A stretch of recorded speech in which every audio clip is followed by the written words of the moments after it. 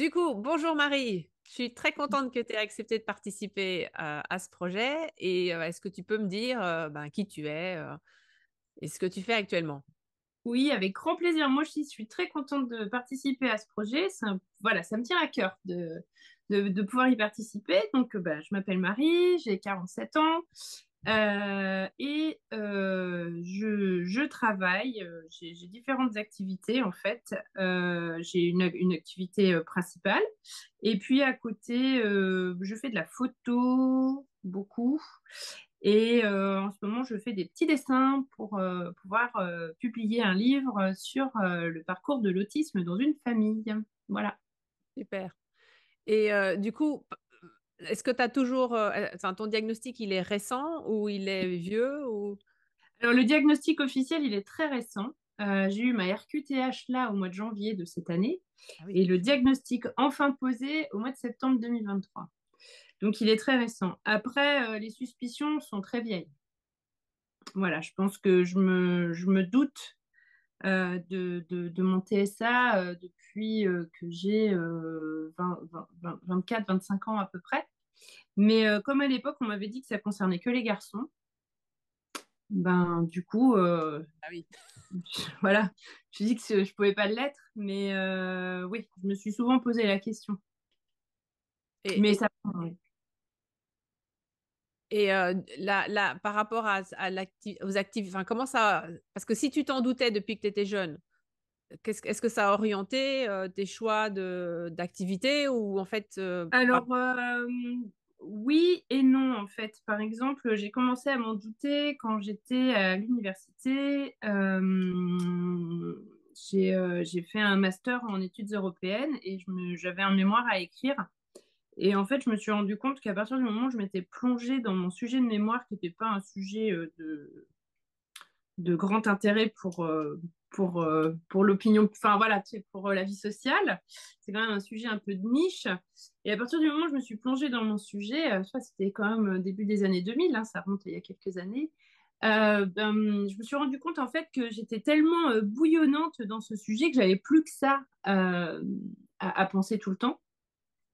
Et à ce moment-là, je j'avais pas encore le mot autisme dans la tête, mais je me suis dit que pour ma santé mentale et ma vie sociale, il fallait pas que j'approfondisse en fait sur un doctorat derrière.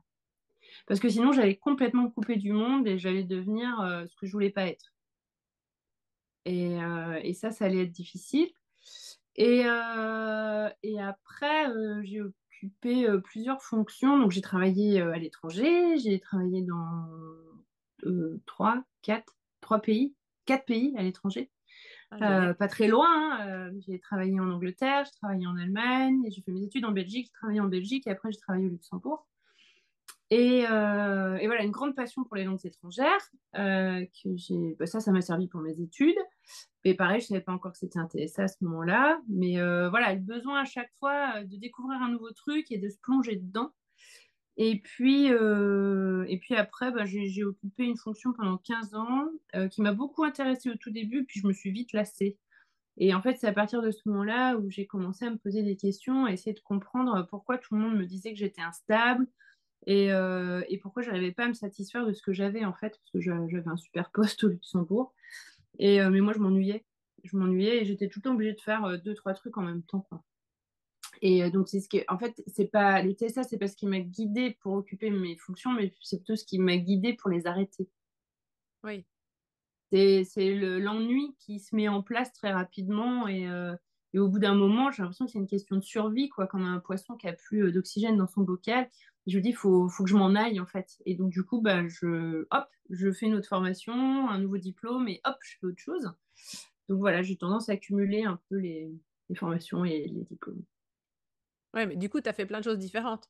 Ouais, Et le fait de vivre à l'étranger, j'imagine, parce qu'on dit souvent que c'est une super façon, surtout pour une personne autiste, de développer les habiletés sociales, parce qu'en fait, tu as le ouais, droit d'être maladroit, puisque tu as complètement, l'excuse de pas être de la complètement, culture, en fait.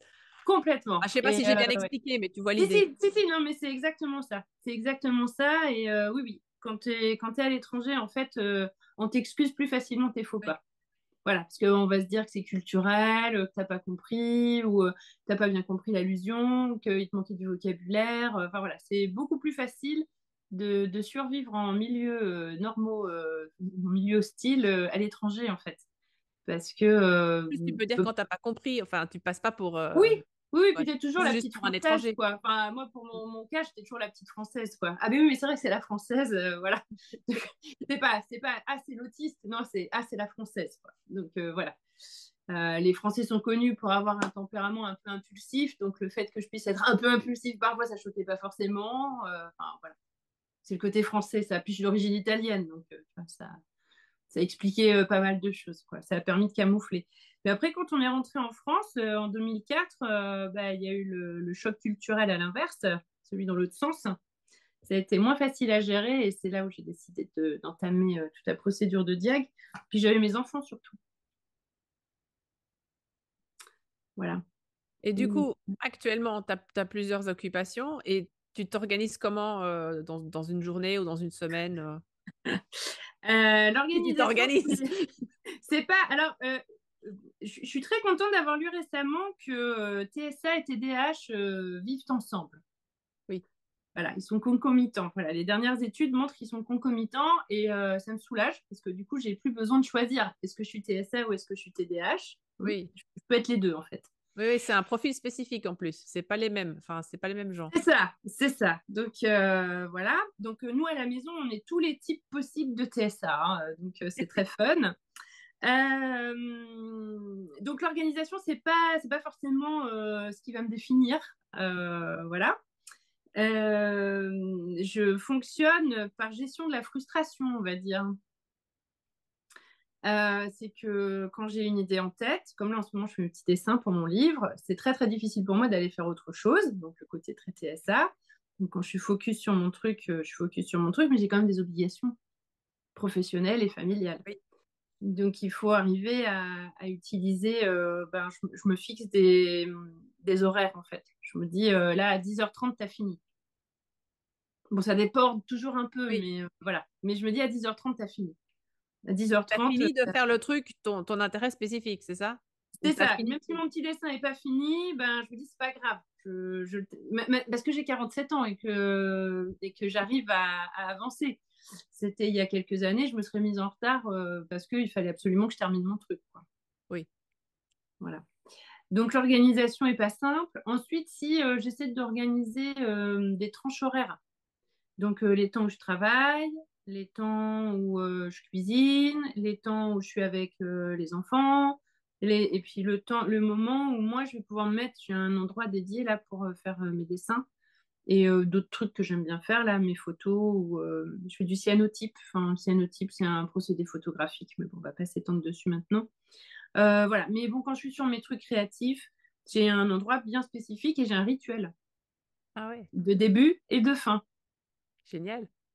Voilà, donc j'allume mon enceinte, je mets ma musique, j'allume ma petite bougie avec un diffuseur d'huiles essentielles et j'ai mes lampes et voilà. Et je m'installe, je me pose les pieds au sol, je mets mes mains sur mon bureau, je me mets dedans et voilà, c'est mon moment. Et ça, c'est le début. Et quand je termine, bah, je fais tout à l'envers en fait. Je vais éteindre ma bougie, éteindre mon enceinte, couper la musique, éteindre la lumière. Et intérieurement, je dis au revoir à mon bureau, je dis à plus tard. Et voilà. Mais c'est important d'avoir des. Avant, j'avais pas de rituel en fait. Le TDAH était trop prenant, on va dire. Donc, j'avais pas de rituel et j'étais toujours en grand bazar. Et je me suis obligée en fait à m'imposer des rituels pour avoir le temps de tout et trouver du calme. Mais les rituels, c'est seulement pour ton activité créative ou c'est aussi dans ton travail? Le travail est Bah, déjà ritualisé. si, je suis obligée de ritualiser tout un tas de choses. Et même quand je vais cuisiner, parce que j'adore cuisiner, il y a tout un tas de rituels aussi. Mais c'est ce qui m'apporte du calme en fait, parce qu'avant j'étais plutôt une boule de feu et qui vivait tout le temps dans la frustration et la colère. Ah oui. Et un jour j'ai décidé que c'était stop à la colère quand même, parce que c'est douloureux pour soi, puis c'est douloureux pour les autres.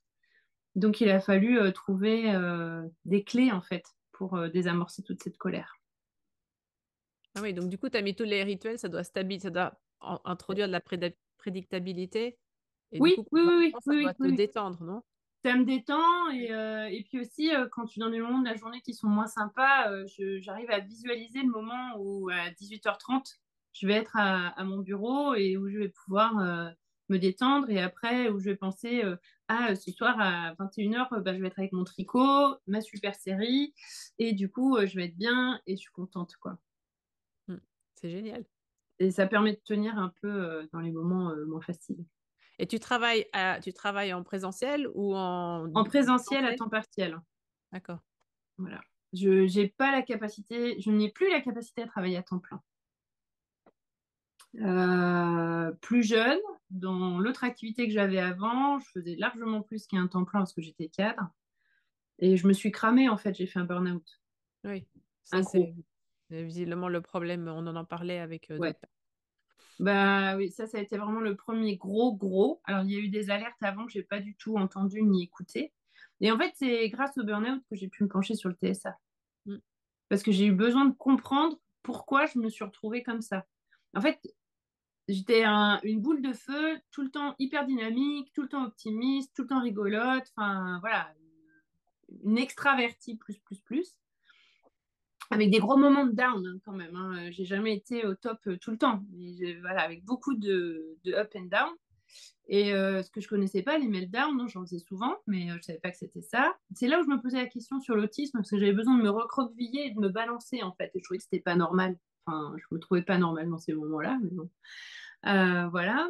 Et surtout, ça fermait complètement le cerveau, quoi. Tu sais, il n'y avait plus rien qui fonctionnait à part pleurer. Et quand je fais mon burn-out, en fait, ça a été hyper violent. J'ai le ressenti à l'intérieur de mon corps, c'est comme si j'avais fait une crise cardiaque. Je me suis complètement écroulée dans ma salle de bain. J'ai eu le temps d'appeler un ami. J'ai lutté pour pas perdre conscience. Et donc mon meilleur ami est venu, il est venu me chercher, il m'a posé dans ma chambre et il savait qu'il était hors de question que j'aille à l'hôpital parce qu'on se connaît très bien. Et du coup, il s'est occupé de moi. Et après, je suis restée 4 mois sans bouger de mon lit, quoi. Oui, oui. Mais j'avais déjà des enfants, hein. Oui, oui. Et enfin, ça doit être vraiment compliqué du coup. Ça a été hyper compliqué, vraiment douloureux et compliqué, avec des pensées noires toute la journée. Enfin, c'était vraiment dur. Et on était séparés avec le papa des enfants déjà, donc il me les récupérait le matin à 7h, pendant 7h, 7h30, donc j'étais debout 15 minutes, quoi, et il me les ramenait le soir et j'avais une demi-heure avec elles. Elles étaient toutes petites. La dernière avait à peine 2 ans. Ah oui. Et ouais, non, ça a été très chaud, ça a été assez traumatique pour toute la famille. Mm. Et il m'a fallu 1 an, en fait, pour arriver à pouvoir rester plus de 2 heures debout et faire des trucs avec des gens, quoi. Ah oui. Ça a été compliqué, ouais. Et puis après, on a déménagé, en fait, j'étais au Luxembourg au moment du burn-out. Et après, on est venu en France, parce que j'ai eu besoin de me rapprocher de ma famille. Et voilà, et là, après, j'ai remonté petit à petit la pente, et ça a été chouette de remonter la pente. Mais ouais, après, j'ai fait pas mal de rechutes, mais des petites rechutes. Puis une fois qu'on a fait le gros burn-out, après, voilà, c'est toute une éducation à arriver à anticiper les signes Oui. du burn-out. Mais maintenant, ça va, je les connais. Oui, c'est ce que disent plusieurs personnes, c'est qu'ils savent maintenant ce qu'il faut faire, prendre des pauses, faire Ah, travailler au temps partiel, etc. Enfin, ouais. limite, il faut avoir testé la limite pour. Il faut, bah, enfin, moi, j'ai eu besoin de tester la limite avec une de mes filles, celle qui est plus dans le stéréotype autistique, on va dire, celle qui était non communicante et qui vivait cachée dans les placards et enfin voilà. Qui a tendance aussi à faire, bah, elle a que 15 ans, mais qui a tendance, elle mange pas quand c'est burn-out en fait, elle arrête de manger. Et c'est tout le travail là qu'on met en place avec la psychologue qu'elle voit et son éducatrice et tout, d'arriver à repérer. Hmm. Oui, oui, mais c'est difficile. Enfin, C'est c'est hyper dur. un travail de toute la vie, hein. Enfin, Ah bah oui, bon, j'ai 47 ans, donc oui, oui. je me dis, j'arrive tout juste. Enfin, ça fait 2, 3 ans que j'y arrive. Bon, après, elle, l'avantage, c'est qu'elle est déjà diagnostiquée, elle a déjà une prise en Oui, charge. oui, elle va aller plus vite grâce à Elle toi. va aller beaucoup plus vite. Et c'est vrai que quand il y a des parents qui demandent à quoi sert un diag, si ce enfin voilà, et on ne veut pas coller une étiquette, bah c'est pas coller une étiquette en fait, c'est avoir un mode d'emploi Oui, et le construire. et le construire. Ouais, ouais. Et donc, du coup, si tu as là que tu as des activités professionnelles, qu'est-ce que tu aimes dans tes activités professionnelles? Donc, tu en as plusieurs. Alors, mon énorme problème, en fait, c'est que j'aime mon activité professionnelle les 2 premières années et après, je l'aime Après, tu plus. t'ennuies. Oui. Donc là, en ce moment, il n'y a rien qui me plaît, en fait. Ah, Voilà. Si, j'ai des moments de joie, mais voilà, c'est pas. J'ai plus la stimulation, j'ai l'impression d'avoir fait le tour, enfin, ça me stimule pas. Mais là, j'ai un nouveau projet, en fait, et qui est en lien avec l'autisme. Et là, ce qui me plaît, c'est que je suis obligée d'aller acquérir des nouvelles connaissances qui sont complètement hors de ma zone de confort. ah, génial. Stimulation. Ah mais oui, alors c'est dur, c'est hyper dur parce que moi j'ai pas du tout un profil scientifique, j'ai pas fait d'études scientifiques et là je suis obligée de faire de la biochimie. Ah oui, ah, la biochimie, c'est pas la science. C'est précis, quoi. Voilà. Et alors j'ai mes filles qui se fichent de moi parce que j'en ai deux qui sont plutôt scientifiques, dont une là qui est passée à la fac et qui fait des études scientifiques et alors elle rigole hein, parce que elle dit maman quoi. Voilà, donc j'en suis à regarder des vidéos du programme de chimie de quatrième pour essayer de comprendre le fonctionnement de la valence des atomes. Et voilà. Et ça, j'aime bien. Et je sais que là, sur cette nouvelle orientation, je pense que je vais pas me lasser aussi vite parce qu'il y aura plein de choses différentes possibles. Je veux pas Oui, trop donc en toi, dire ce pour que le tu aimes moment. bien, visiblement, c'est apprendre des nouvelles choses. Ouais, tout le Oui. temps. Et quand j'avais une vingtaine d'années, là, quand j'étais fraîchement diplômée, j'ai eu la chance, ouais, c'est un peu une chance, d'avoir fait un stage dans une institution européenne. Donc, je suis restée 8 mois dans une institution européenne, Luxembourg. C'est chance et pas chance parce qu'en fait, il y a des bons côtés, puis il y avait des côtés moins fun, mais bon, on va s'arrêter. Ouais. Mais c'était quand même une chance.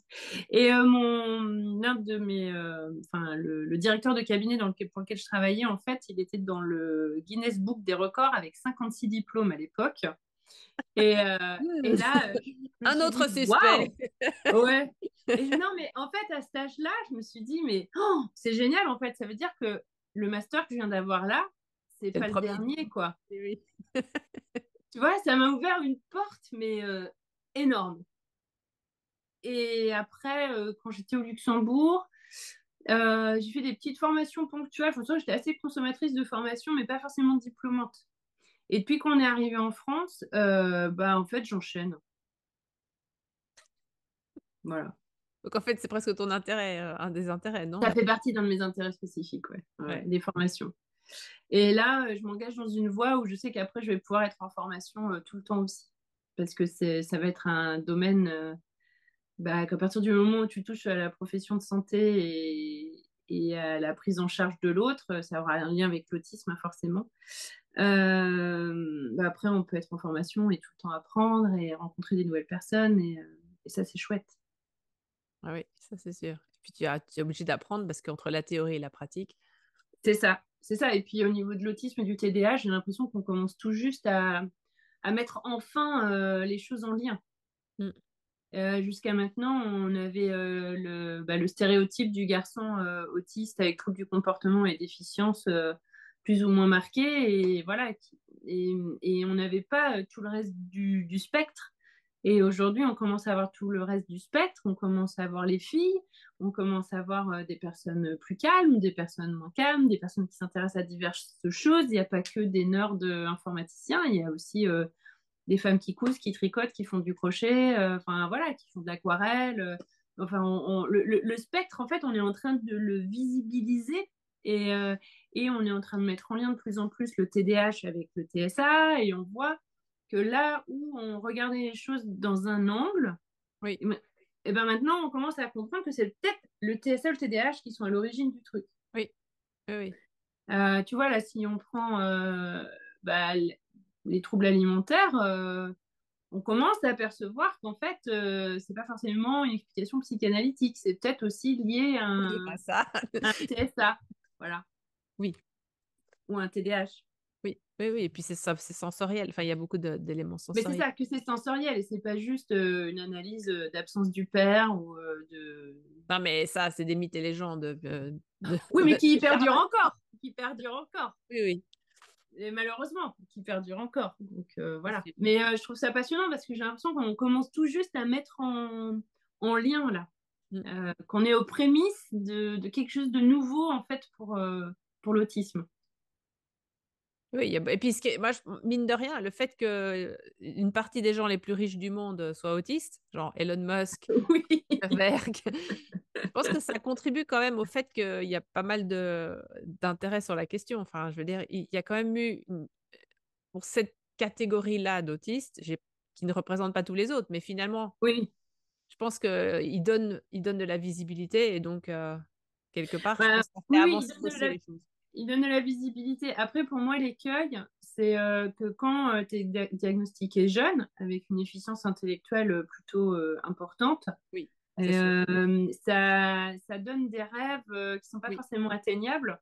oui, Et oui, là, oui. nous, on est un peu comment dire, avec ma deuxième, on essaie de la ramener dans la réalité du terrain. On lui dit, ouais, ok, c'est bien. Tu t'identifies à Elon Musk. Ok, d'accord. Oui, mais Mais c'est pas Elon c'est pas Musk. dit que tu finisses, parce que là, elle est en train de nous dire qu'elle sera millionnaire à 30 ans et qu'elle aura un empire, quoi.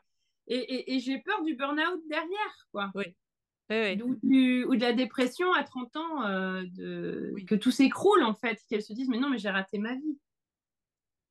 Oui, mais après, c'est un peu l'idée aussi de ce projet, c'était de montrer d'autres personnes que Elon C'est Musk. ça, Parce c'est que ça, il c'est est quand ça. même. Et puis il est surtout, il est un type de personnalité Oui, qui ne représente pas tous les autres.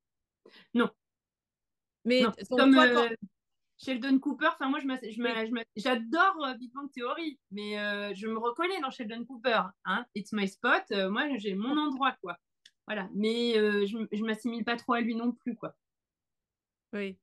Oui, tu allais me poser une question? Oui, je voulais te demander, toi, donc dans ton travail, tu aimes apprendre, tu aimes interagir avec des gens. Est-ce Oui. que tu penses que dans toutes les activités que tu as faites, le fait d'être autiste et d'avoir un TDA, est-ce que ça a pu être pas un avantage ou en tout cas, est-ce que ça a pu t'apporter une façon de faire différente ou. Oui. Alors, après, il y a les deux côtés. Moi, j'ai trouvé que c'était un atout énorme, mais vraiment énorme, parce que je suis capable d'abattre enfin voilà, des forêts entières en très peu de temps. Non, j'aime pas abattre des arbres parce que je suis très écolo. Mais c'est l'expression, je sais plus comment on dit là. Oui, oui. Euh, TF1 un Abattre une jour. masse de travail, je crois que c'est Ouais, ouais, ouais, ouais. Enfin, voilà, je peux faire du travail. Enfin, je peux fournir une grande charge de travail. Quand je suis passionnée par un truc, quand on me donne un objectif à atteindre, je peux voilà, tout donner. En plus, il y a le côté un peu multipotentiel. Donc, comme je m'intéresse à pas mal de trucs et que j'adore faire des ponts aussi entre tout ce que je maîtrise et ce que j'aime apprendre et tout ça, ça me permet de pouvoir vite m'adapter, vite rebondir. Ça, j'aime bien. Mais après, il y a l'envers de la médaille, c'est que socialement, c'est très compliqué Mm. et qu'on peut pas. Et c'est là où j'avais envie de participer à ton projet pour visibiliser l'autisme. C'est aussi pour que la personne extérieure, en fait, elle se sente pas rabaissée par ce qu'est capable de fournir un autiste, Oui. mais d'arriver à voir les choses en se disant, ben finalement, j'ai de la chance d'être comme je suis parce qu'elle sait pas que moi, quand j'ai pas assez de nourriture, je vais faire une grosse dépression, quoi. Enfin, tu vois, ça devient vite une souffrance, en fait. Oui, Si, ce que si tu veux dire, t'arrives- c'est que toi, tu es à fond, mais quand il y a un creux, c'est la cata, alors qu'une autre personne, elle est peut-être moins à fond, mais du coup, elle est moins affectée par les creux, c'est ça? bah oui, oui, oui, Ok. sûrement. Ou, enfin, que c'est un truc vital, en fait. Enfin, je sais pas comment Oui, l'expliquer, mais je le contrôle oui, pas. C'est pas, oui, j'ai pas envie de me la ramener, j'ai pas envie d'être Madame Je sais tout. Tu vois, c'est pas un truc que tu contrôles. Et jusqu'à il y a pas très longtemps, j'avais pas compris que si deux personnes parlent à côté de moi, mais genre à côté de moi, je suis pas censée interférer dans la conversation. mais Voilà. si, c'est intéressant. Mais non! Et en fait, après, tu sais, tout le monde te regarde. Ah, mais celle-là, faut toujours qu'elle se mette de tout. Bah, d'un autre côté, tu parles là, quoi. Enfin, je veux dire, t'es là, juste à côté de Oui, moi, et t'es en train de dire des conneries. Donc, pardon, t'es en train de dire des inepties. Et donc, oui, parfois, ça m'arrive de corriger la personne. Ouais, je sais, ah je oui, sais. ah Maintenant, oui, je je le fais comprends. plus. Oui, Maintenant, je le fais plus. Ou, tu vois, pendant longtemps, on m'a appelé Wikimari. oui, Et c'est rigolo parce que parfois, alors, il y a des personnes qui trouvent ça pratique, hein, qui viennent me voir, qui me disent ah tiens, est-ce que tu saurais pas, voilà, et je trouve ça toujours sympa. Et puis après, tu as les autres qui sont pas du tout avec le même optimisme ou le même regard et qui vont justement t'éloigner, t'écarter. Et ça, je l'ai vécu partout où je suis passée en milieu professionnel, quoi. Ouais. Et ça, c'est dur. Alors, je me dis, enfin, je vois ce qu'on fait avec les enfants, c'est d'arriver à leur apprendre à avoir plus de retenue, plus d'inhibition, à comprendre le fonctionnement des humains. Voilà, on apprend en fait. Parce que moi, je pensais que tout le monde fonctionnait comme moi. Enfin, ça fait pas longtemps que je sais que c'est pas le cas. Et Max Bird, que j'aime beaucoup, là, il a une intervention justement sur la communication et il en parle où il dit, mais voilà, enfin, on pense tous que tout le monde fonctionne comme soi. Oui. Et moi, j'étais pas consciente de ça jusqu'à il y a pas longtemps. Je pensais que c'était normal, en fait, que tout le monde fonctionnait comme ça. Et en Ouais. fait, non. Et je comprenais et rarement le rejet. J'avais beaucoup de mal à comprendre le rejet. Et ça, enfin, je fais des habilités sociales une à un, enfin, en tête à tête depuis très très longtemps. Alors avant, je savais pas que ça s'appelait des habilités sociales, maintenant je sais que c'est des habilités sociales. Et c'est à force de décortiquer, et surtout depuis que j'étais sur le chemin du diag de TSA, où la psychologue, elle m'aide vraiment en fait à décortiquer les situations. Je avais une situation de problème qui s'est posée, et on décortique tout dans tous les sens, et elle me fait prendre les points de vue des autres, quoi. Oui. Oui. Et ça, c'est intéressant. Alors, je comprends toujours pas les points de vue des autres, mais au moins, je le perçois. Enfin, voilà. Au moins, tu arrives à voir qu'il y a la coexistence de plusieurs points de vue, c'est ça? C'est ça. Parce que moi, la Oui. jalousie, je la ressens toujours pas, en fait. Tu vois, ouais, je comprends toujours pas pourquoi il y a des gens jaloux. Mais Oui. Mais après, bon, tu arrives à le reconnaître finalement. oui, bah, j'arrive à reconnaître sur leur visage, dans leur attitude, tout ça. Là, j'arrive à reconnaître que là, oups, faut que tu t'en ailles. Oui. Mais donc, du coup, finalement, enfin, plutôt une force à partir du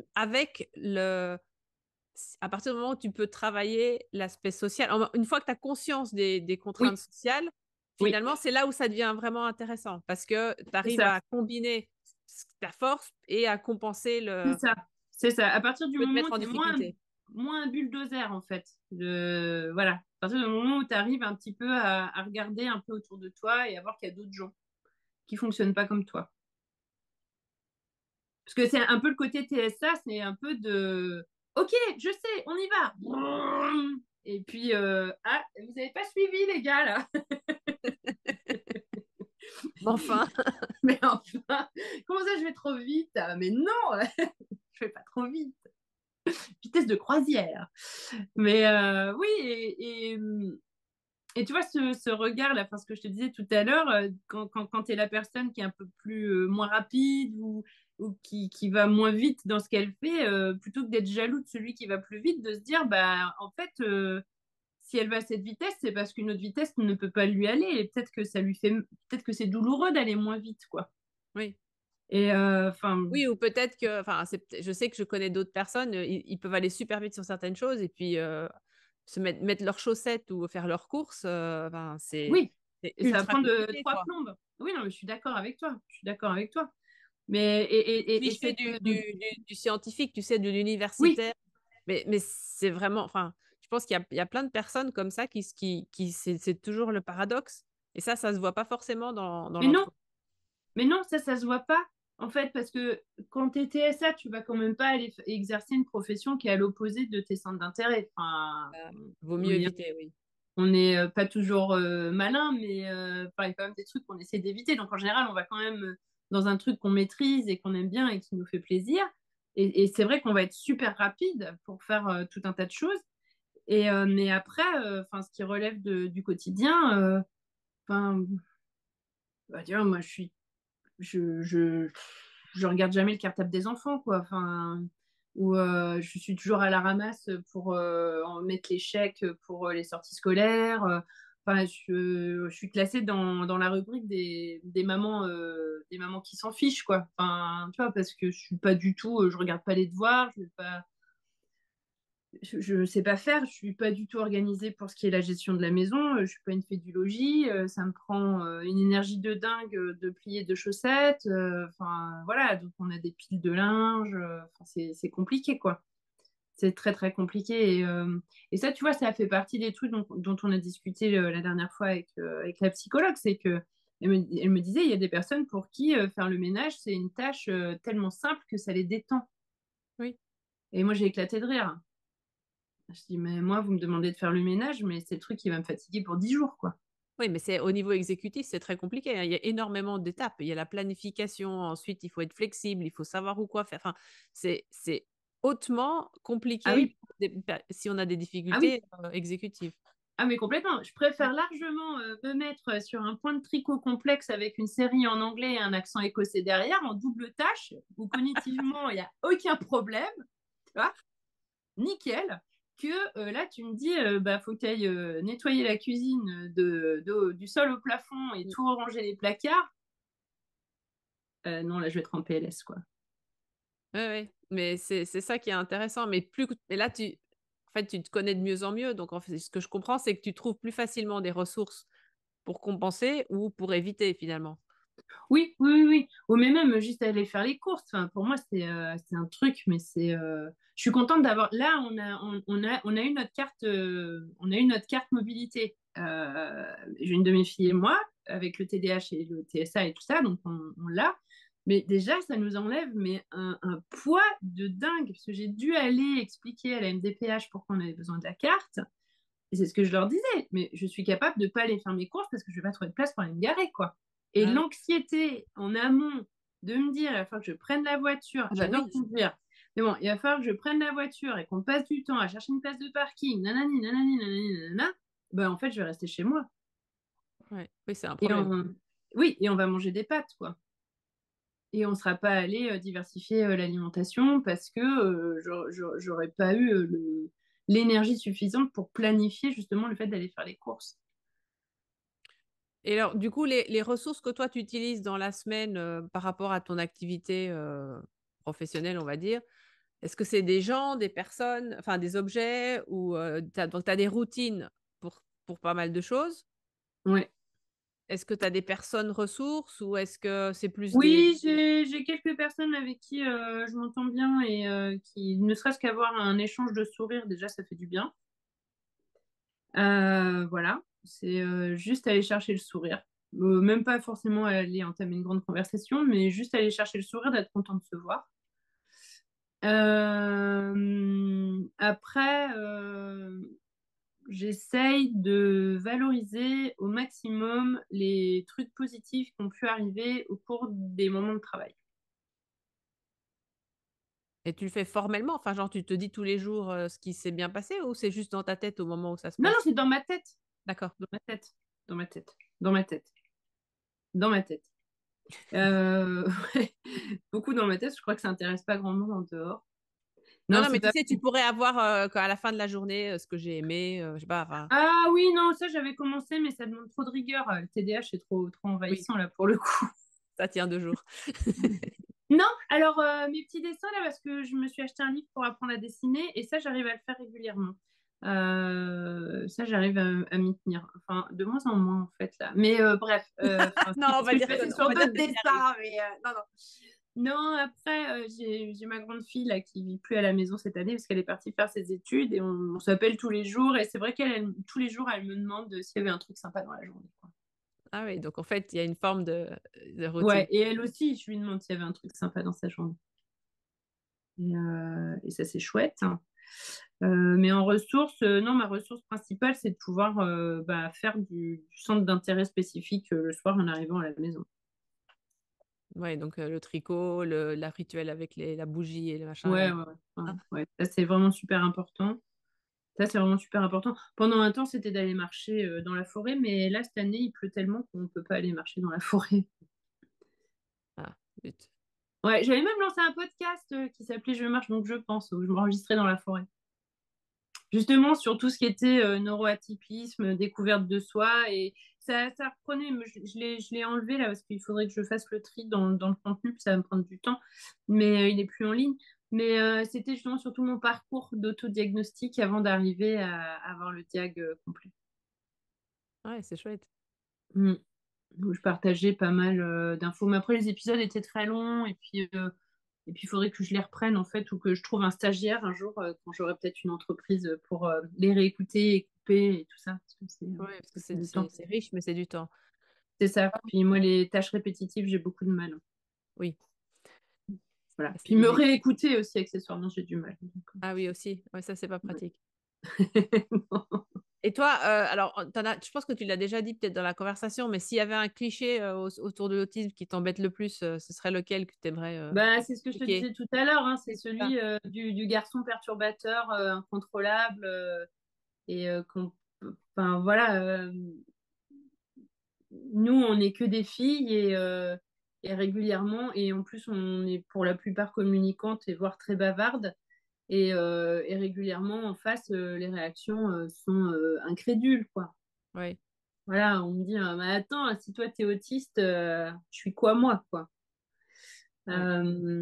Et ouais, ça me chiffonne souvent. C'est pour ça que je fais mes petits dessins là en ce moment là sur l'autisme. J'ai vraiment envie de communiquer sur le fait que bah, il y a aussi des filles, il y a aussi des filles. Et c'est pas des filles forcément introverties qui passent leur journée assises à rien faire, quoi. Ça peut être. Enfin, moi, j'avais des Yamakasi quand elles étaient petites, quoi. Elles sautaient partout. Enfin, c'était des bombes humaines, quoi. Et ouais, donc le cliché qui m'embête le plus, c'est vraiment celui-là. C'est celui du nerd, enfin, soit du nerd informatique, là, soit du garçon. Enfin, voilà, que ce soit assimilé au garçon, en fait. Oui, c'est que ce soit seulement les garçons et dans une forme très Ouais, typique, soit voilà. cité en mode TDA ou chez le Ouais, ou tu vois, parfois j'entends des jeunes, ils s'insultent, ils se disent ouais, espèce d'autiste. Oui, c'est Et, la mode.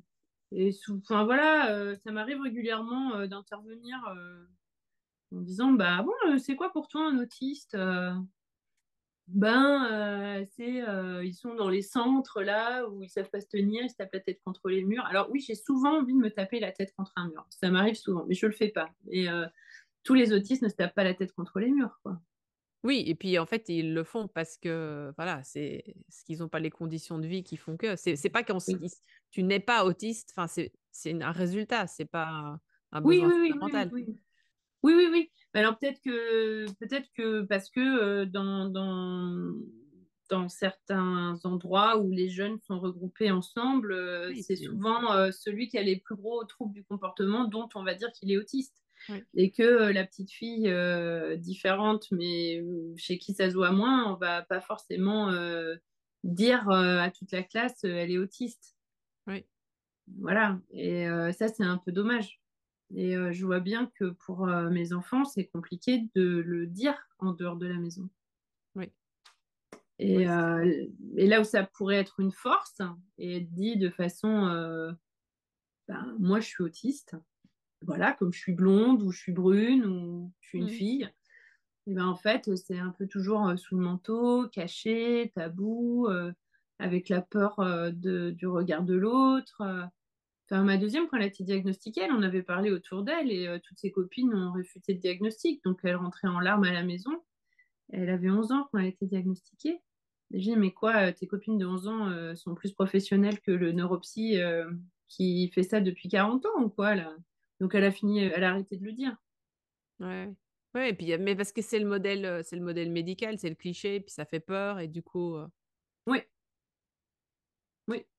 Bah oui, moi, ça fait ça peur. me fait penser à ce qu'il y avait probablement dans les années 80 au sujet de l'homosexualité. C'est-à-dire que c'était le truc qu'il fallait pas dire et que tu disais de temps en temps en espérant que la personne en face, C'est après, ça, elle reste c'est amie ça. avec toi. Et en fait, quand on voit maintenant, alors ça reste quand même un sujet, je pense, mais Oui, oui, ça reste toujours un sujet, mais c'est quand c'est même quand beaucoup même plus un truc, c'est quand accepté. même une normalisation assez intensive. Et j'espère qu'on ira quand même plus vite. Oui, oui, Parce oui, que quand même, moi, je suis pas du tout l'experte, mais je pense que cette communauté-là, elle a vraiment lutté, c'était d'arrache-pied, quoi, sur un sujet oui. encore plus, enfin, c'est même presque plus intime. Enfin, je sais pas, il n'y a pas de comparaison, mais ça a quand même mis bien 40 ans. Là, dernièrement, oui. Après, ça fait longtemps, que c'est un sujet Oui, non, mais tabou. c'est Oui, ça. oui, Mais oui, oui, oui, oui. Oui. pour qu'on arrive à un niveau qui est plus ou moins maintenant accepté, en tout cas dans nos sociétés ici. Mais même tous les TND sont difficiles, hein, pour les familles, hein. C'est tout, hein, même une dyspraxie ou une dyslexie ou une dysorthographie. Il y a beaucoup, beaucoup, beaucoup de familles pour qui c'est très, très compliqué. Oui, Parce qu'en fait, ça montre, ça appuie sur un bouton pas normal. Alors après, les blessures de chacun font que oui, oui. quand on est dans une société qui est quand même très normopathe et Pensante. ouais, qui essaie d'imposer un peu une tyrannie de la norme, c'est difficile de sortir un peu du rang et ouais, beaucoup de gens osent pas le dire. Et c'est vrai que j'ai eu le mot autistic pride là m'a plu parce qu'il y avait le mot pride et ouais, Oui, parce que j'ai j'ai envie qu'on... vraiment pensé, je pense Ouais, souvent, ouais, tu vois, au LGBT, quelque chose plus, etc. Et enfin, ça m'a fait penser à ça, cette idée de, OK, on est comme ça. bah De oui, toute façon, c'est comme ça. Enfin, je veux dire, mais oui, on c'est pas pourra un pas le choix. changer. Enfin, c'est de toute façon pas un choix. Puis Non. pourquoi? Et à la limite, même si c'était un choix, bah tant pis, c'est mon choix. Oui, mais en Et plus là, on sait qu'on peut rien faire non, contre. mais voilà. Mais je veux C'est dire, mais complètement quand bien génétique. même enfin, je pense que c'est là. Mais c'est pareil, t'as quand même un choix. Si tu, ce que tu sois gay ou que tu sois autiste, t'as toujours quand même le choix d'être plus ou moins dans la compensation. Après, il y a un Oui, coût. Mais tu vois, je pense que différentes personnes vont le dire à tout le monde versus très peu. oui, Euh, et donc ça, c'est bien, c'est aussi la liberté individuelle. Mais moi, mon idée, c'était de dire, voilà, moi, j'aimerais bien, moi, en tant que parent, moi, j'ai aussi des ados, d'avoir d'autres parcours à leur montrer que Elon Musk. c'est très bien qu'ils existent. C'est Oui, très bien voilà. qu'ils existent. Je veux dire, moi, Mais j'ai c'est encore travaillé chez des hommes. Microsoft, donc je veux dire, maintenant, je comprends pourquoi quand j'ai vu Bill Gates, je disais qu'il avait aucune enfin, j'ai vu un discours de Bill Gates. Enfin, j'ai travaillé donc chez Microsoft et Ouais. je le vois venir. Je m'attendais à autre chose. J'étais là, mais il bafouille. En fait, il a le charisme d'une huître. Enfin, j'étais ultra déçue, en fait. Mais maintenant que j'ai compris, quand je l'écoute, je comprends tout à fait. Enfin, je Oui, comprends oui. pourquoi j'ai ressenti ça. Ouais. En fait, il a d'autres compétences. Mais c'est vrai que tu m'attendais à un truc et j'ai eu un autre. Et puis, rétrospectivement, maintenant, je vois le. Mais on voit, n'empêche, qu'on voit dans les entreprises où il y a une neurodiversité plus importante, comme par exemple chez Microsoft, mais il y avait des trucs, c'était des non-sujets. Oui, Je veux dire, que tu travailles chez toi, moi je oui. travaillais chez eux en 2006, 7, 2008, ça choquait personne. Enfin, il y Oui, a quand même un certain nombre de choses qui viennent du monde de la tech qui, je ouais. pense, influencent positivement les pratiques agiles qu'on utilise en Mais entreprise. complètement. Complètement. Les Mais pratiques agiles où c'est des post-it, où c'est de la facilitation visuelle, ça ouais. fait 25 ans, 30 ans que ça existe. Ça a été pensé par des gens, des développeurs et des techos, donc avec dedans des dyslexiques, des dysorthographiques, des TDA et des autistes. Et finalement, maintenant, c'est devenu la norme de productivité C'est ça. dans les C'est entreprises. Enfin, moi, j'ai c'est appris ça. à des équipes tout à fait neurotypiques d'utiliser des systèmes agiles. Oui, oui, oui, oui, oui, oui, non, mais là, je suis entièrement d'accord. Et c'est là où souvent ça me blesse, en fait, de ressentir cette jalousie autour quand on a ce côté un peu multipotentiel. Parce que je suis pas sûre que le nerd attire autant de jalousie que la personne, enfin, le nerd, enfin, façon de parler, je vais pas trop mettre Oui, des oui, étiquettes, mais oui, qu'à oui. partir du moment où tu es un petit peu Sujet. extraverti et que tu sais faire pas mal de trucs, tu vois, moi, pendant un temps, j'ai fait de la couture, donc je me suis mise à fond dans ma couture, je me faisais mes fringues. Donc, bah voilà. Maintenant, je tricote, donc je me tricote des trucs. Je fais de la photo, bah, comme je me suis mise à fond dans la photo, je fais des photos qui sont pas trop dégueu. Et en fait, tu vois, ça attire toujours du regard de jalousie, mais les gens oublient que j'ai 47 ans, que j'ai pas eu qu'une vie. Enfin, tu vois, que tout fonctionne par centre d'intérêt. Et à un moment donné, je vais tout donner pour quelque chose, je vais m'équiper en super matos, puis après, ça va me saouler, je vais passer à autre chose. Mais j'aurai quand même acquis la compétence. Donc, si à un moment donné, j'ai Ouais. besoin de ressortir la compétence du tiroir, bah, je saurai toujours faire, en fait. Et s'il y a besoin d'aller faire des photos pour un projet, bah, je vais pouvoir prendre mon appareil photo, je vais aller faire mes photos, elles seront plutôt pas trop mal et on va pouvoir s'en servir. Et, mais ce qu'ils oublient, c'est que ce que tu étais en train de dire, c'est qu'en fait, il y a énormément de trucs qui viennent du monde Oui, TND qui sont appliqués après au reste oui, de la population et tout le monde en bénéficie. Et ça, c'est quand même, c'est quand même important de le souligner, quoi. Et c'est parce qu'on est pas organisé ou c'est parce qu'on a des, enfin voilà, qu'on est obligé de trouver des outils de compensation. Et après, il y a plein de gens qui trouvent que c'est super pratique. oui, oui, oui, c'est ça. Mais moi, j'ai déjà utilisé des Et principes je trouve quand même dommage de l'ABA que. j'ai raconté ça à Jean-Philippe, mais des principes de, tu vois, de gestion du comportement Oui, ou des renforcements positifs en entreprise avec des directeurs dans un board. Et en fait, ça ouais, marche super bien. oui. Et moi, sur le moment, j'ai dit à la cliente, je pense que la cliente, elle n'était pas banale non plus maintenant, rétrospectivement, quand j'y pense. Ouais. Mais on a fait des trucs tout à fait, enfin, un peu qui sortaient de l'ordinaire, mais ça a super bien marché. Et je pense que finalement, moi, ce que je comprends de ce que tu dis aussi, c'est que c'est la norme en fait qui bloque. C'est pas le fait d'être autiste ou pas autiste ou d'être. Oui, C'est plus une espèce d'obsession pour une norme oui. qui Parce que finalement met est-ce des que tu as vu difficultés. la dernière vidéo de Joseph Chovanec où il parle de troubles de la normalité? Oui, non, j'ai entendu parler, mais je l'ai pas vu. Ouais. Non, elle est rigolote. C'est un TikTok. Oui, C'est c'est très le court. truc classique d'inverser C'est le. ça. Et lui, il pense que l'autiste va sauver le trouble de la normalité, en fait. J'adore Joseph. J'ai eu la chance de le voir en conférence et j'ai ri, j'ai pleuré. Enfin, voilà, je trouve qu'il est extraordinaire. Son point de vue sur le monde est. Enfin, voilà. Après, je sais que parfois il est controversé, mais moi, j'adore, quoi. Ouais. J'adore Ah ben, son regard sur le monde, Michel, à quoi. qui j'ai parlé la semaine dernière, c'est aussi une grande fan. Ouais, ouais, ouais. Et Et, la dernière question que j'aurais à te poser, c'est par rapport à toute ton expérience, quel conseil tu donnerais à une personne autiste qui commence dans la vie active? et ben, en fait, j'ai longuement réfléchi à ça. Et c'est pas un conseil, c'est une phrase. C'est ça va bien se passer. Voilà. Qu'à partir du moment où on se connaît, que on sait que l'autisme, c'est des vagues énormes. Pour moi, l'image, c'est un peu comme la mer, l'océan. Bon, après, je suis une fille de l'océan, donc j'ai passé beaucoup de temps à observer les vagues.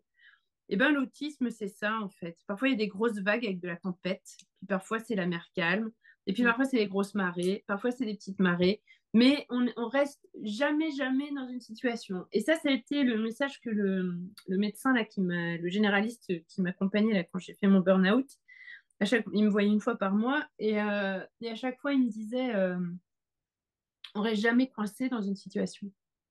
Mm. Et voilà. Et ben si on est en meltdown, si on est en shutdown, si on est en truc anglais là qui fait qu'on n'est pas bien, et ben de toute façon on va en sortir à un moment donné. Oui. Par contre, il faut aussi savoir que quand on est dans les ups en haut et qu'on a cette sensation de toute puissance et d'être le maître du monde parce qu'on a une nouvelle idée de génie et qu'on va de nouveau peut-être au moins concurrencer Elon Musk, il faut aussi savoir que ça va pas durer non plus. Ouais. Ça, c'est plus frustrant. Ouais. Mais quand on arrive à bien se connaître et à savoir comment ça fluctue, ben maintenant, j'arrive justement à rester en haut un peu plus longtemps. Tu vois, là, avec mes petits dessins, quand j'ai commencé à les montrer autour de moi, j'ai tout de suite dit, je ne sais pas combien de temps ça va durer, hein, les petits dessins. Ça se trouve, dans une semaine, j'aurais plus envie d'en faire. Et puis, j'ai cherché l'énergie à l'intérieur de moi. Je me suis dit, ben non, Marie, tu vas pas faire la TDAH sur ce coup-là, tu vas pas faire l'autisme sur ce coup-là, tu vas garder une routine euh, stable qui fait que tu vas continuer à prendre du plaisir à les faire.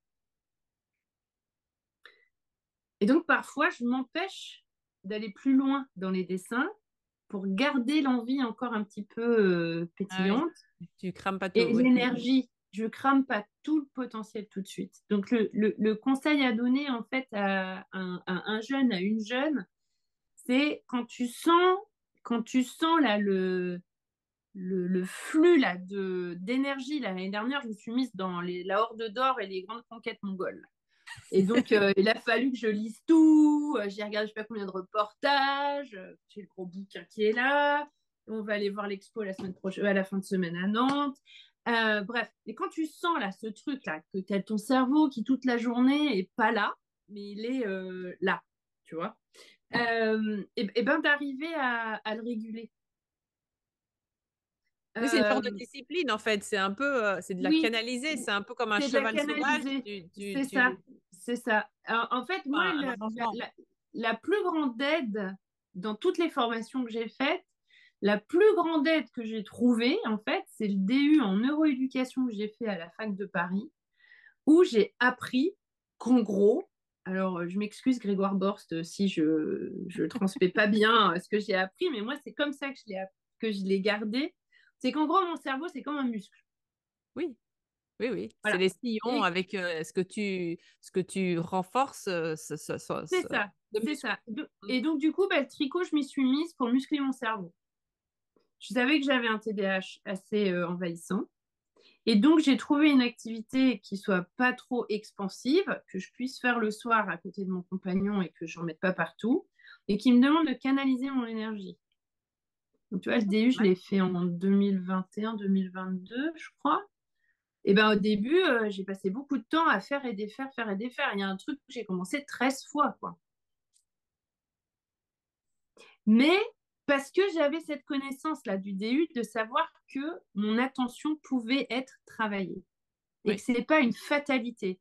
C'est oui. pas je suis comme ça, je peux rien faire. Non, je peux la Oui, travailler. oui, c'est Et clair, c'est clair. maintenant, Oui, voilà, j'arrive à faire des pulls que je peux porter. Et oui, génial. c'est pas le Père Noël est une ordure, quoi. Mais ça m'a demandé beaucoup d'énergie, ça m'a demandé de la discipline, ça m'a demandé de la volonté.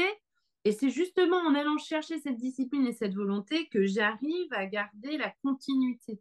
Mm. Et c'est ça que j'ai envie de donner comme conseil à un jeune, là, ou une jeune qui arrive.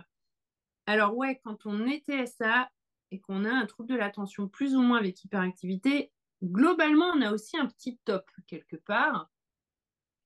Et on n'aime pas trop qu'on nous impose des trucs. On a toujours besoin que ça vienne de nous-mêmes. Je crois que ça, c'est un trait que je Besoin retrouve. d'autonomie. Voilà, je retrouve ça chez beaucoup d'autistes, c'est ce grand besoin d'autonomie et de prendre les décisions tout seul avec moi-même. Mm. Et de pas avoir, voilà, qu'à partir du moment où c'est imposé, souvent on va être en réaction, même si on se l'impose soi-même. De se dire, mais non, pourquoi tu t'es imposé d'aller courir 5 km aujourd'hui? En fait, j'ai pas envie. Mais, euh, mais en fait, c'est la clé de la liberté. C'est vraiment la clé de la liberté. Si tu veux rester libre, en fait, si tu veux rester un être humain libre, en capacité à faire des choses, tu es obligé d'aller bien. Si Oui. tu restes dans la dépendance à ce système de up and down, à être tout le temps dans l'opposition, dans le rejet, dans la provoque et à rejeter sans même savoir pourquoi, juste par principe de rejeter, finalement, tu n'es plus un être libre. Oui, en fait, oui, tu subis. Tu subis Tu te et subis toi-même. tu es victime de toi-même, tu C'est te ça. subis toi-même et tu es esclave de toi-même. Et finalement, pour moi, la grande liberté, je l'ai trouvée dans cette discipline. Bon, je reste toujours un peu bordélique sur des trucs, mais j'ai cette discipline. Et ça me permet d'être dans la régularité émotionnelle, ça me permet d'être agréable avec mes enfants, avec mon compagnon, ça me permet d'être agréable avec ma famille, ça me permet d'être agréable avec les autres, du coup de ne pas rentrer effondré à la maison, tu vois, et je gagne en liberté en fait, parce que j'ai plus de temps libre, je peux faire plus de choses qui me plaisent. Quand tu t'es Oui, donc c'est astreint, un peu comme quelqu'un à qui on dirait il faut que vous fassiez du jogging toute votre vie c'est ça. pour gérer, je sais pas, une maladie du dos, n'importe Oui, quoi. oui, Là, c'est un peu une espèce, enfin, c'est une discipline qui ressemble aussi un peu à la méditation, hein, parce que faire du tricot et complètement. la méditation, je pense que ça ne Oui, doit pas oui, être très différent en termes de zone cérébrale. c'est exactement la même chose. Bon, après, j'ai pas prononcé le mot méditation, parce qu'il est très controversé, le mot méditation. C'est de la pleine conscience. Ouais, enfin bon. Ouais. Mais bon, C'est oui, mais après, le niveau de preuve de la méditation est quand même très élevé, hein. oui, Mais oui, oui, non, non, mais je sais, mais on n'est toujours pas dans un pays anglophone. Donc, voilà. oui, oui, Donc, c'est de la pleine conscience, en fait. Oui, c'est juste de la pleine conscience. mindfulness. Ouais. Et c'est important, je trouve, d'y aller. Alors, j'essaye de convertir des personnes autour de moi, mais ils sont beaucoup en résistance, en fait. parce que ils ont trop activé le circuit de l'adrénaline, de la dopamine, avec tout le leurre et toute l'illusion que ça procure. Et Ah, tu veux dire la logique, par exemple, de faire quelque chose à la dernière minute, parce que tant que tu n'as pas l'adrénaline pour t'engager, donc pour c'est activer ça, la tâche, tu ne le fais c'est ça, pas. Oui. c'est ça, Oui, oui, mais c'est ça. ça, c'est vraiment ça, c'est le TDA. Enfin, quoi que non, même les fonctions exécutives. Même le Oui, les TSA en fonctions fait, exécutives en et général. surtout d'avoir cette illusion que c'est comme ça qu'on fonctionne. Oui, mais c'est ça qui est intéressant, c'est que c'est toi, tu dis, c'est pas forcément une fatalité. Il y a des Non, systèmes qui permettent de les entraîner autrement. c'est Mm. ça. Et on arrive à déconstruire. Bon, tu vois, parmi toutes les formations que j'ai faites, bah, j'avais fait une certification diplômante de coaching, donc avec pas mal de PNL et de TCC. Je Oui, me suis intéressée à un programme américain qui s'appelle les alternatives à la violence. Donc, c'était aussi, quand je vois à peu près maintenant tout ce qui est fait avec les autistes en France, je me dis ça regroupe quand même pas mal de choses, d'habilité sociale, reconnaissance des émotions, ça reprend du coaching, ça reprend des TCC, tout ça, et c'est super intéressant. Ça se pratique en groupe, un peu comme les alcooliques anonymes, les violents anonymes, on va dire. Mais voilà, après, les études convergent, hein, TSA, TDAH, ben, ça augmente les risques d'avoir des comportements violents. oui, Mais enfin, violent, c'est pas juste taper quelqu'un, hein, c'est aussi oui, oui, violent avec soi-même. Hein. On sait que ça veut. oui, oui. Enfin, moi, en ce moment, je me demande, est-ce que le fait de m'arracher les peaux autour des ongles, c'est pas un peu de la scarification quand même? Bah, je sais pas, mais c'est une Mais tu vois, stéréotypie, ça, c'est sûr. c'est des stéréotypies, mais est-ce que la scarification n'est pas juste une stéréotypie? Enfin, tu vois, c'est des questions que je me pose en ce moment. Mm. Et la violence, elle a différents degrés. Est-ce que quand je suis fâchée et que je mets un coup de poing dans un mur, bah, c'est de la violence quand même? Oui, Et mais ça reste des comportements qui sont cachés souvent. C'est pas des comportements que les autres voient à l'extérieur. oui, Et la violence, elle se trouve dans beaucoup d'éléments dans nos échanges et avec nous-mêmes. Quand je mange trop et que je me fais du mal, je suis violente avec moi-même. Donc voilà, ce programme-là américain, c'était pas juste la violence qui fait que tu finis en prison parce que tu as tué quelqu'un. C'est aussi sur toutes les alternatives possibles avec la violence entre les humains, avec soi-même, enfin toutes les formes de violence. Et j'ai trouvé ça extrêmement intéressant. Et c'est un programme de développement de l'empathie et régulation émotionnelle qui venait vraiment. J'ai fait juste avant le DU et du coup, c'était vraiment complémentaire en fait. ouais, ça a l'air Et super intéressant. c'est super intéressant. Et voilà, et j'ai développé des compétences là-dedans que je ne sais pas comment utiliser aujourd'hui, mais un jour j'arriverai à les utiliser. Mais... Voilà, Merci beaucoup, donc Marie, voilà. pour ce long, mais super intéressant profil. Merci. Et donc, où est-ce qu'on peut te trouver? Si, est-ce que Où est-ce qu'on peut tes me dessins, trouver? ils sont publiés où? Sur Mes LinkedIn? dessins, ils sont publiés sur un petit compte Instagram qui Ah, s'appelle Attilia Rosa Studio. oui, mais je mettrai l'adresse. Voilà. Après, on le trouve sur LinkedIn avec mon nom complet. Et ensuite, bah, j'ai aussi un compte photo et texte. Voilà, sur Instagram aussi. Ah ben super, tu m'enverras tout, comme ça je le mettrai. Voilà, voilà. Et puis bientôt, j'espère qu'on me trouvera dans ma nouvelle activité en septembre 2025 si tout va bien. On croise les doigts. Ça marche. Merci beaucoup. Attends. Mais un grand merci à toi.